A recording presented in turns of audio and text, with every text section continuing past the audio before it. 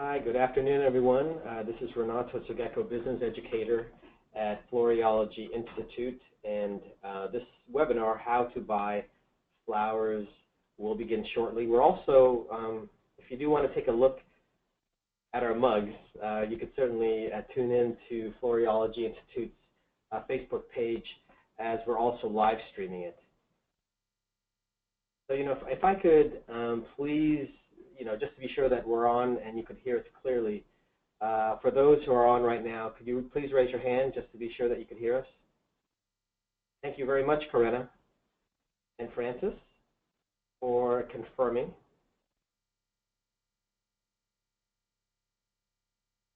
Here's my hand, too. Oh, you did? That's true. Thank you, Jackie.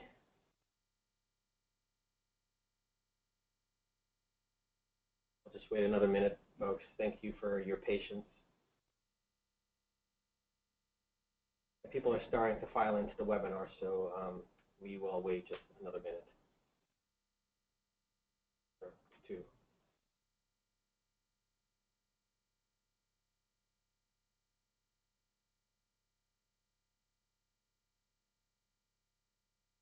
Hi, good afternoon. Today's webinar, How to Buy Flowers, will begin shortly. We'll just wait at least another minute to allow other registrants to log on. My name is Renato Sugeko, Business Educator at Floriology Institute, and I'll be introducing our presenter, Charlie Howard, Bloomlet's Director of Products and Services. We also have our guest, Jackie Lacey, who is the Floral Design Instructor at the Floriology Institute. We know that your time is valuable, so we have scheduled today's webinar to go for 30 minutes, a presentation, and 10 minutes of Q&A. I wanted to share some quick news from Floriology Institute. We have 3 upcoming courses this fall. Due to Hurricane Irma, we had rescheduled the Reinventing Everyday Design with Donald Yim, AIFD, originally scheduled on September 10th through 12th to the new dates of November 12th through the 14th. And Jackie's class, Celebrating Life Every Day, is still on for next month, October 22nd through the 26th. We also have developed a new course with all 3 of us called Floral Operations for Profitability. Of course, it features Charlie, who will share a lot of insightful information on optimal flower shop operations and finance. Jackie, who will, of course, be sharing insights on the business of design, and myself, and I'll share with you best practices about digital marketing to help you drive more website business. So for more information or to register, please visit floriologyinstitute.com/register. Thank you for your patience. We'll give it just another 30 seconds to a minute. We do see people still coming in.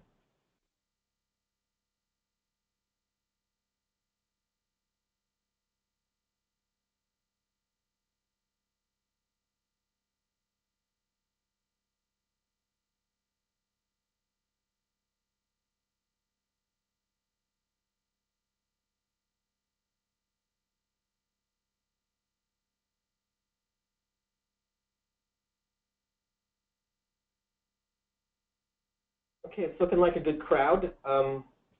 So good afternoon. Thank you for joining us again. We're happy to present today's webinar, How to Buy Flowers, with Charlie Howard, Bloomlet's Director of Products and Services. For those who don't know Charlie, he brings a wealth of experience of running a successful floral business here in Jacksonville. And we've done this a couple times with Charlie, but before we begin, I'd like to ask Charlie to share a little bit more about himself and his experience. Charlie. Thank you, Renato. I appreciate that. I spent 25 years here in Jacksonville with Kuhn Flowers, and I start really in the back office, basically doing the accounting and the finance, but quickly moved to the design floor where I learned how to sweep up the trimmings and put them in the trash. And on the way home, I would do a few deliveries and so forth, and finally ended up after 24 years buying the business and running it for a year, and decided I needed to retire. Thank you, Charlie. Just another housekeeping note. Oh, well, more than a housekeeping note. For those of you who had joined late, we also have a guest with us, Jackie Lacey. And Jackie, would you like to give a quick synopsis of who you are and what you do here at Floriology Institute? A little hard to give a quick one, but in all purposes and essence, the Floriology Institute. Have written all the curriculum, worked with all the designers on presenting the programs, as well as have now taken the position as Director of Education and Industry Relations for BloomNet and Floriology specifically. Perfect. Thank you, Jackie.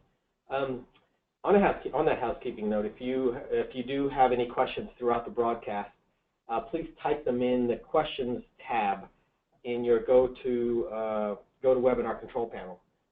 So with that, Charlie, take it away. Thank you, Renato, and good afternoon, and thank you for attending this webinar. First, I would like to let you know that we are not going to be talking about the individual flowers. We assume that you know the difference between a carnation, a daisy, and roses. And if you do have any questions along that line, Jackie would be more than happy to step up and tell you about those. So first of all, where do the flowers come from? Well, believe it or not, most of the flowers used in the United States are coming from three major areas. South America provides most of the flowers in the United States, followed by California, and believe it or not, Canada. The growers in South America will actually cut the flowers in the field. They will sort them by size, grade, box them in quarter, halves, and full boxes, and then cool them before trucking them to the airport.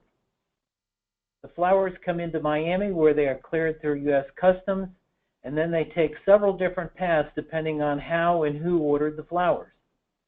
So what we'd like to do right now is go through the providers so you get a kind of an understanding of where you can actually go to these providers and buy your flowers.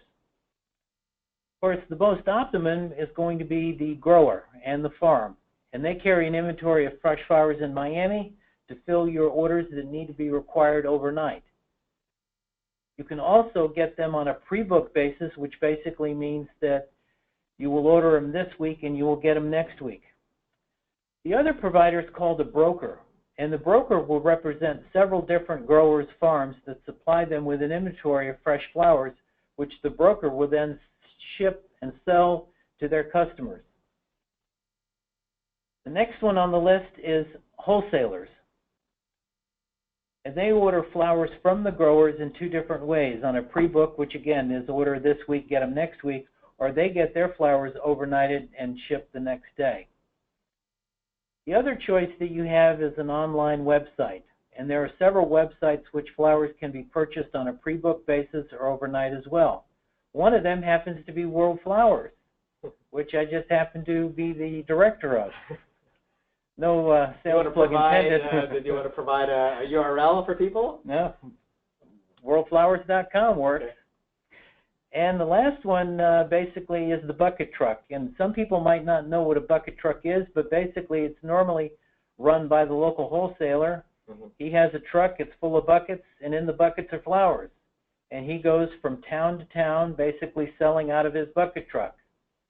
And in some cases, depending on how remote your flower shop is, that might be the only choice that you have rather than getting in your own car and driving a couple hours to the nearest florist.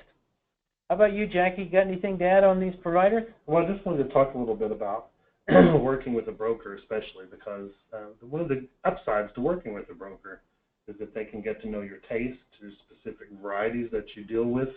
And because they have several farms that they might be working with, you can grade the quality. And a lot of times that's incredibly important depending on what you're using it for.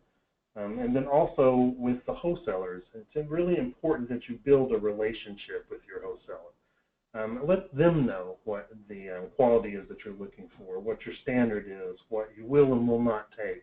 This is like any other relationship. It's one of those that has to be nurtured. You cannot be afraid to speak up because remember, you're paying for that. That is your bottom line that you're watching. So building that relationship is incredibly important. But supporting the wholesaler is also very important because they provide so much education to the community where they might be. And then making sure that if you're dealing with a bucket truck, and I happen to have a shop at one time that's all we could do. The closest wholesaler was about 2.5 hours away. I worked with the staff that came around in that bucket truck. If they wanted my support, I expected it to be clean because one of the downsides, if it's not clean, and it's the same with anything else, that can pass bacteria into your supply once it's brought into your shop. So making sure that you stay on top of that relationship and, again, what you expect, what you are looking for, allow them the opportunity to provide that always. Thanks, Chuck. All right, so we're going to really pick on the wholesaler a little bit here, and I'm going to go out and make the bold comment that you're always going to need a local wholesaler or bucket truck as a source to buy your flowers. And there are several pros and cons about buying flowers from your wholesaler. The pros, the first one is that you can get your flowers today. If you order them online, you're not going to get them till the next day or the day after that. So there's a big distinct advantage. The other thing is that you can purchase by the stem or by the bunch, and you don't have to take a whole box. And some of the smaller florists and so forth can't take a whole box because they'll never go through it all. The third point is that you can actually see the flowers and you can pick just the ones that you want because you know what you're trying to fill or do with those flowers. And let's face it, some are prettier than others, so seeing it is a lot different than seeing a picture of it on the web. You can get local delivery, which means that normally the wholesaler will deliver, and he probably has 2 different runs. He'll hit you in the morning or he can hit you in the afternoon, but he can definitely get it there during the time that you guys are open. When you buy from your wholesaler, you're supporting the local economy. You're putting dollars back into your own economy, and believe it or not, dollars turn over 7 times. So basically, when you put those dollars in, 7 other people in that community are getting that dollar or getting used to that dollar. So if you can keep your dollars local, it makes your economy that much stronger. And as Jackie said, you build I call it a love-hate relationship and so forth, in that, you know, you depend on him, he depends on you, and after a while, you do like the guy or girl. But we do have some cons. The wholesaler will mark up his costs from the grower anywhere from 40 to 60%, and it could be even higher depending if it's a holiday season type thing. And if you're like all us other florists that are watching our cost of goods, we'd like to buy our flowers as cheap as we possibly can. And the wholesaler does fit the bill, but he's going to be the most expensive probably. The quality of flowers that the wholesaler has might not be quite as fresh as you would like them to be. Remember now, he's got an inventory that he's trying to sell from, and if it's a little slow in your area and so forth, those flowers could have a little bit of age on them, so forth. That's why sometimes it's nice to be able to go to the wholesaler and actually see the product that you're going to get. Otherwise, when he delivers the box or the bucket full of your flowers and you take a look, you're going to go, oh, that's not exactly what I needed.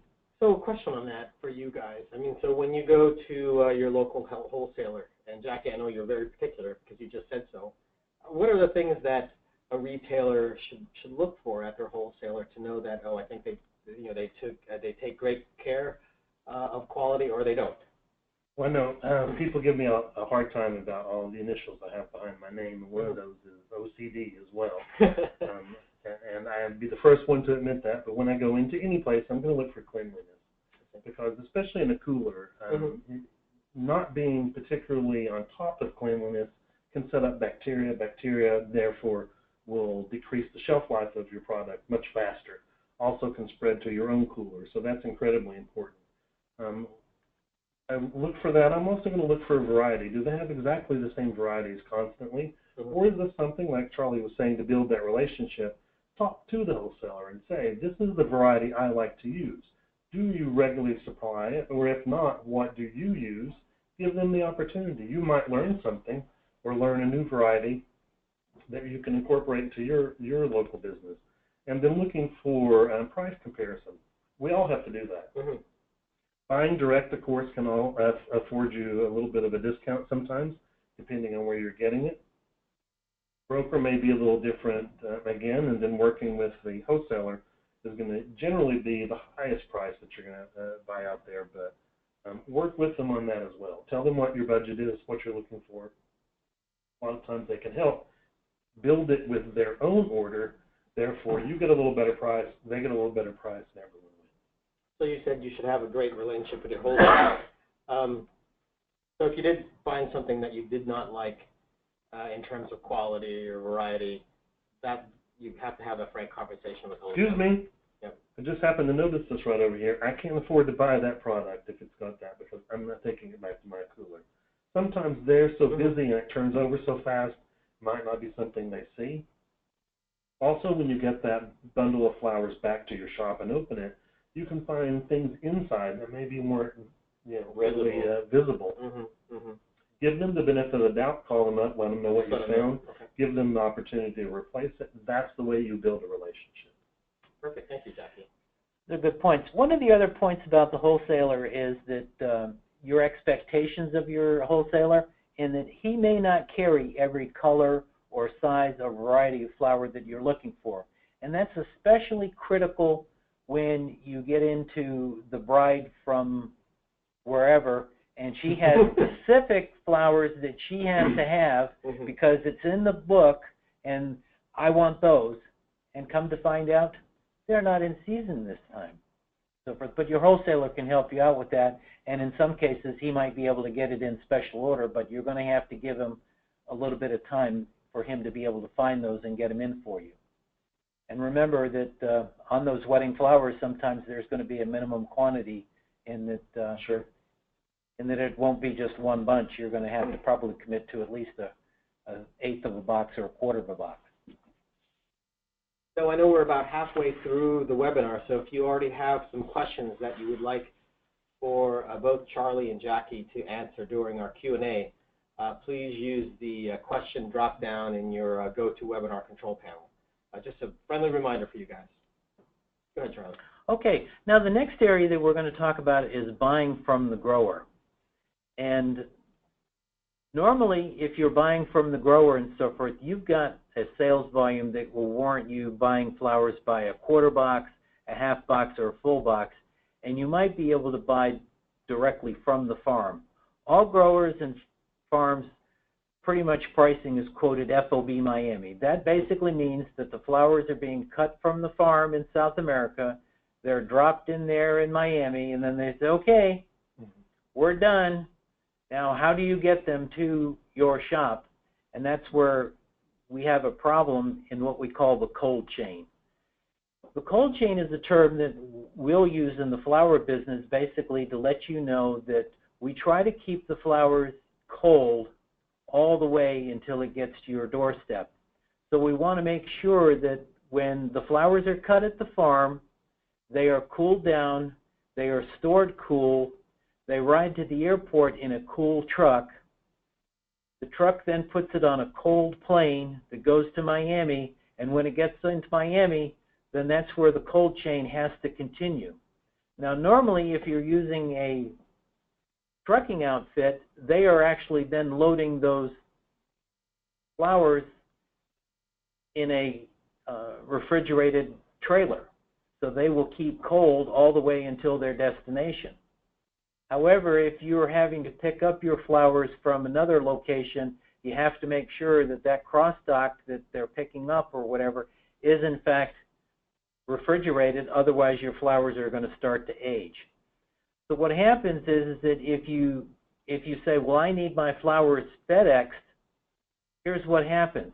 Your flowers are refrigerated while they're in Miami, but as soon as they go on the FedEx truck, the cold chain is broken, which basically means that your flowers are now starting to age. Now, granted, the flowers go from Miami to probably Memphis, where they're then distributed to another hub, to another truck, to another airplane or whatever, and they move until they get to your shop, and then they're put on the FedEx truck, and depending on where your shop is and his route, it could be anywhere from first thing in the morning till 4:30 at night, and those flowers have not been refrigerated during that whole time. So, yes, you did get them, and you did get them the next day, but guess what? They have been not cooled for that period. Now they come back to your shop, and what are you doing with them? Oh yeah, I'm gonna prepare them, but I've left them out, and now I haven't put them in water to have a drink, and again, they're aging. So when you do get your flowers, the first thing you want to do is put them in the cooler until you're ready to go ahead and hydrate them. because like us, after a hot day of work, they need a drink. I know I need one. So, Jackie, putting you on the spot, are there any other care practices that you could add to what Charlie mentioned? Well, I think it's important. I particularly like working with a broker and buying direct from the farm through that broker, because then I can control the cold chain. You know who they're coming from, how they're coming from, and you control that a lot, especially with certain varieties, because there are varieties out there that we use on a daily basis that are phototropic as well as geotropic. And Can you explain that real quick? Yeah, phototropic and geotropic. Yeah. Some flowers are going to grow, move depending on the heat and or depending on the light. Right. So making sure if you're using any of those varieties that those particularly stay cooled, can control the shape that they're going to be by the time you get them. So what's a good example of a geotropic flower? One of those is going to be Bells of Ireland. Okay. If you ever notice the way it's packed, they're packed opposite in the box. You'll see the tops on both ends because they curl towards the heat. And so they pack them expecting that to happen. So, you know, just know a little bit more about the varieties that you're using and how to treat them.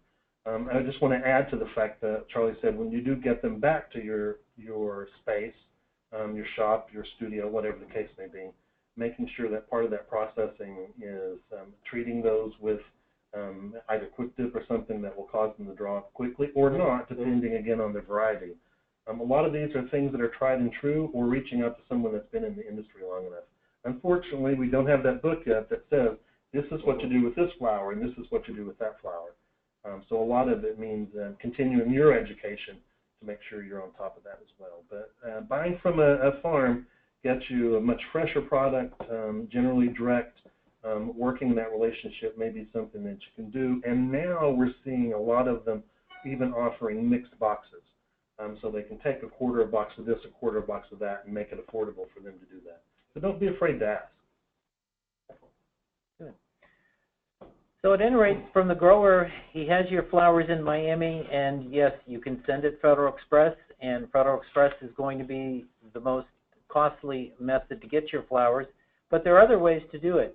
There are some big carriers, depending on, again, how big your box load is going to be, but the normal is they're going to have a standard rate of about $200 to pick up your order. So if you've got 10 boxes, you end up paying roughly $20 a box. Now, Federal Express probably for a quarter box is somewhere now around $30, and for a half box it's $60 to get your box shipped. All right. So there are other options that you can do. As I say, if you have 20 boxes and it costs you $200 for the minimum load, all of a sudden now it's $10 a box, so that's a lot better than $30, isn't it? All right.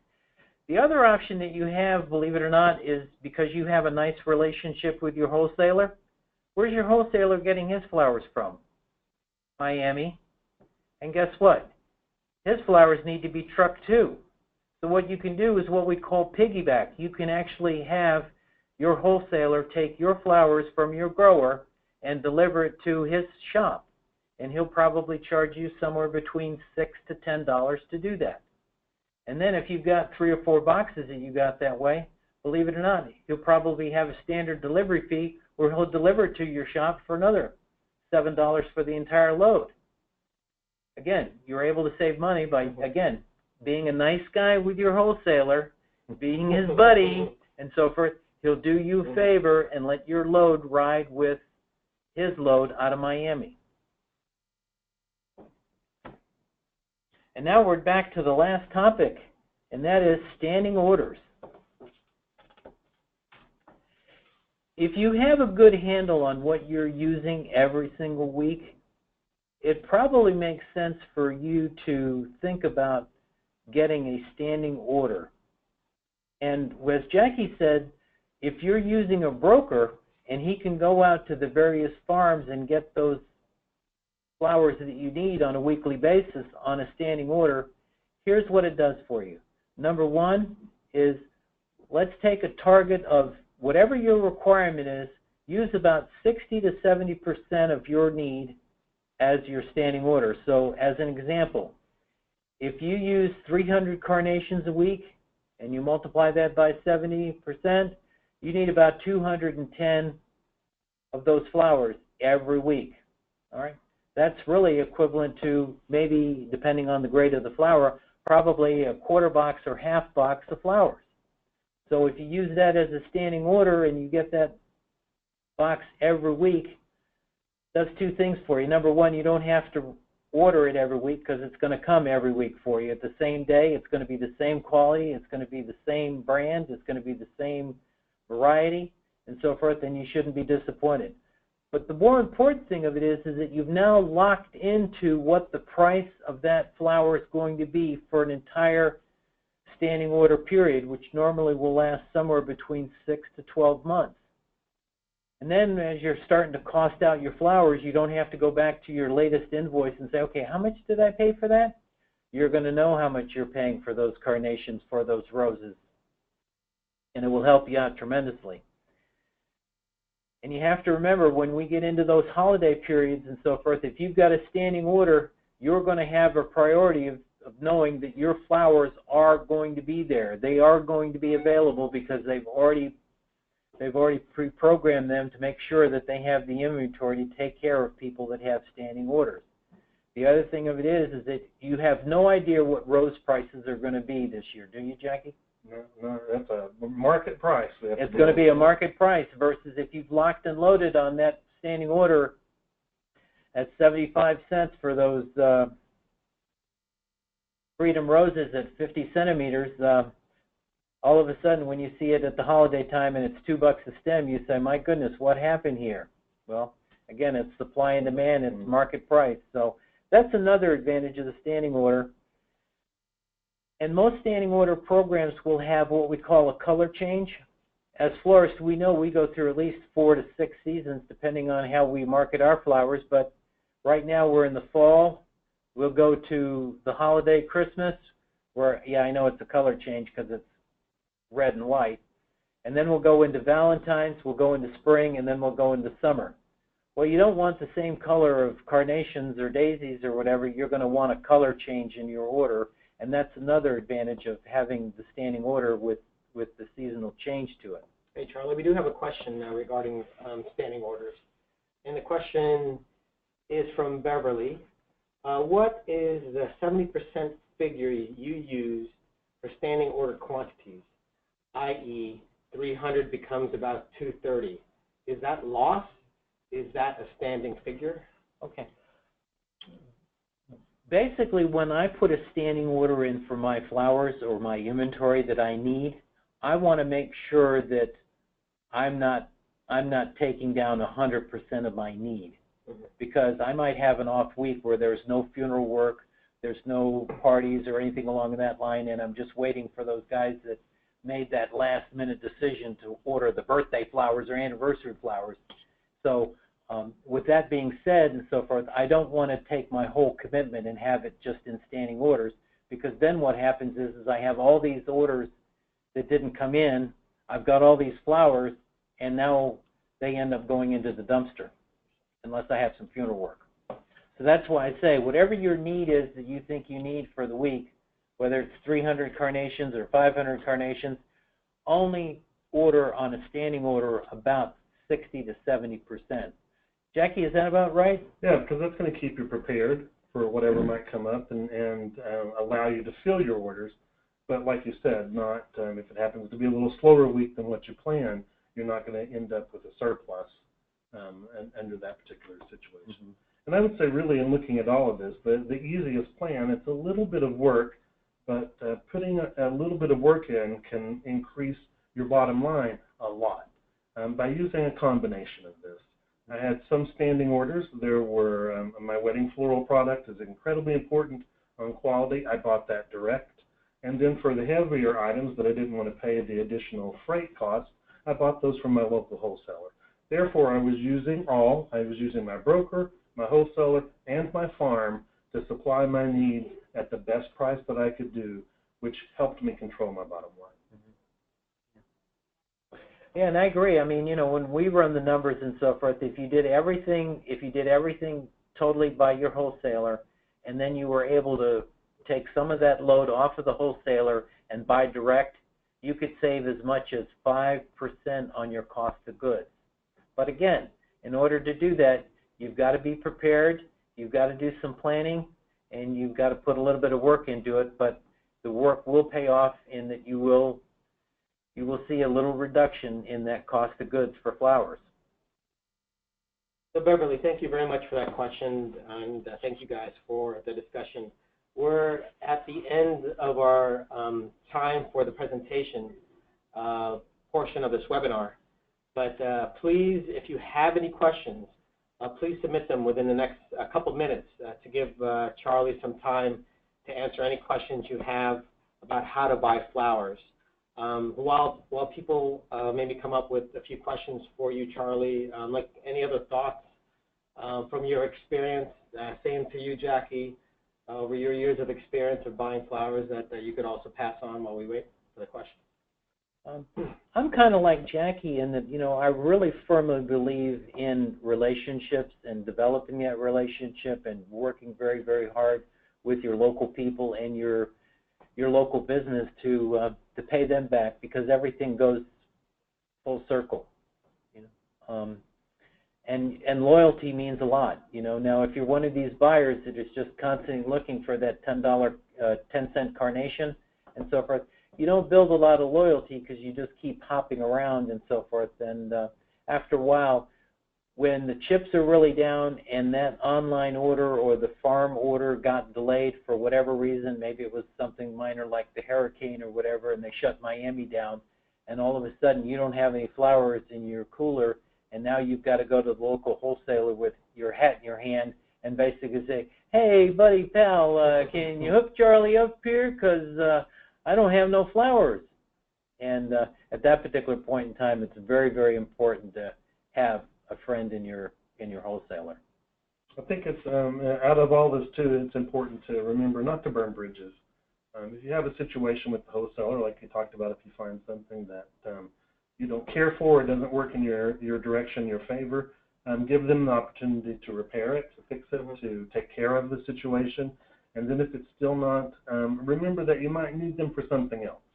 So you might step away from it a little bit and work on some of the other relationships, but you don't want to get so irate and upset that you say things that you're not going to regret, or that you will regret in the heat of the moment, and ruin that relationship for, like Charlie said, when you need them when things are down. Because as we all know, we deal with a world market today.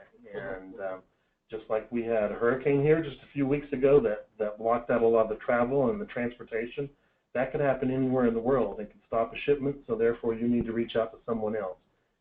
Build a good relationship with all the people you buy from. Maintain those relationships. Keep them where they need to be so that you can conduct your business as you need to. All right, great.